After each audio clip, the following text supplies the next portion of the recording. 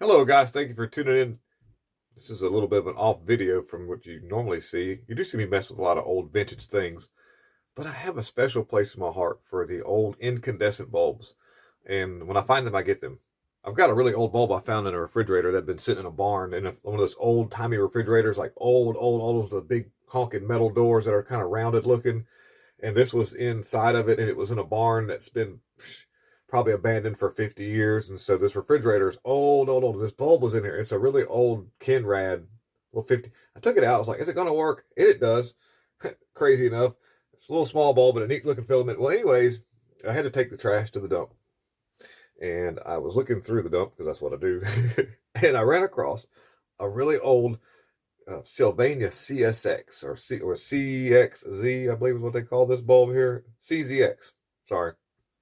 And the ohm meter checked out good. We're going to light it up and see if it'll come to life. This bulb it's a 500 watt bulb. It's small, but it was used in projectors. And so we're going to just, I'm going to test it, show you that it ohms out. And I don't have a base for it, so we're just going to make something kind of work. And we'll bring it to life and just see what it looks like. There's something interesting to do, looking at old vintage incandescent bulbs. So stick around and enjoy, guys. Thank you for watching. So here's the bulb as I have here in my hand. Now I'm just get my meter out. We'll just check and see if it, we'll check it and see if it's any good.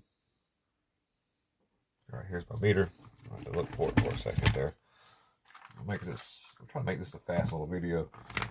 I'm going to show that it does actually have continuity. I don't know if you can see that in the camera shot there. You can see it go to, well, not working. There we go. Okay, we got, yep. You can see my meter is good. I'll put this on the filaments of the bulb here, or the connections. And it checks out good right there. So I'm going to kind of fix it up in this to I'm going to solder a wire to the base, to that part there, and see if we can get, make a connection point. And then we'll fix it up. It says it wants the base down. And we'll bring it up real slow on my variac that I have up here. I have a variac, so we'll just bring it up really slow on that and just see what it looks like. I have a wire already ready already. Got a little bit of solder right here. Let's just see here. Let's go ahead and just tin this up a little bit.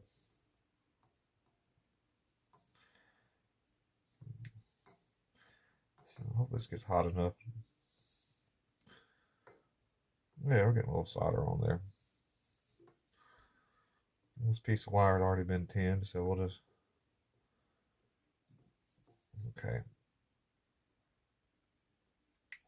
We'll let that cool down. Okay, we've got the connection made there. And then we'll fix this up like this. Let me just lay this back real carefully. There's a part of the bulb that's kind of broke loose.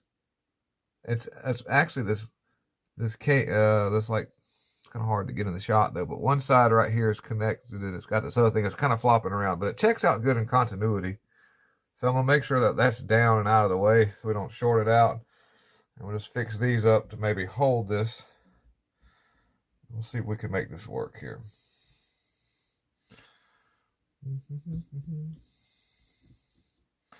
Trying to keep it in camera shot. I'll adjust it kind of here as it goes. Let's see here. Okay.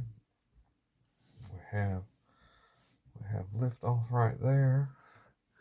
We're still in the camera shot. Okay. And I'm going to be using line current, so you need to be careful if you're doing stuff like this at home.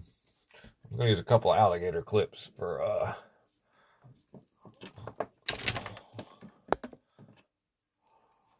don't mind the colors. It doesn't matter. We're using alternating current, so it doesn't. We'll just hook that to that right there.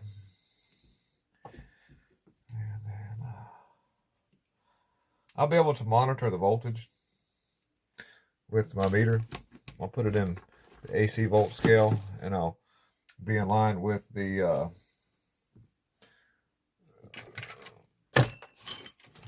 maybe you can see that meter. I got to get it in shot there. I'll turn the camera a little bit there. Okay, here we go. So we'll put got too much stuff in my hands here. What am I doing? All right. Clamp that like that right there. clamp this one on right here, and then we'll put this one on our base down here, and then you can kind of see my meter, what it's doing. Variac is off. We'll flip the power strip on. We'll start bringing the voltage up. We're at 8 volts right there. Look at that. Let's turn the light out. You can kind of see it coming to life there. We're at 19 volts. Huh, found it in the dump. Yeah, look at that. I don't know if you can see the meter or not. We're at, it's like, kind of shows we're backwards for some reason. 28 volts. 31. Huh. It's a 120 volt bulb. Found in the dump. It was laying in the bin with all the electronic stuff kind of down, and I just was able to reach and grab it and looked at it. I was like, wow, that's a bright sucker there. We're at 57 volts. We'll just let it kind of cook on 57 volts because it hasn't been on in a long time. So more than likely it's got a gassy. This might be a little gassy, but it works. And this bulb dates back to the mid to late 70s. This would have went a projector and probably used in a schoolhouse or, you know, something along the lines of that, where there was an educational film or something where it was gone through a projector. Man, it's bright. Wow. It's 68 volts. That thing is cooking. We're not, you know, so we know it works. So what we'll do is we're just going to let it idle, but,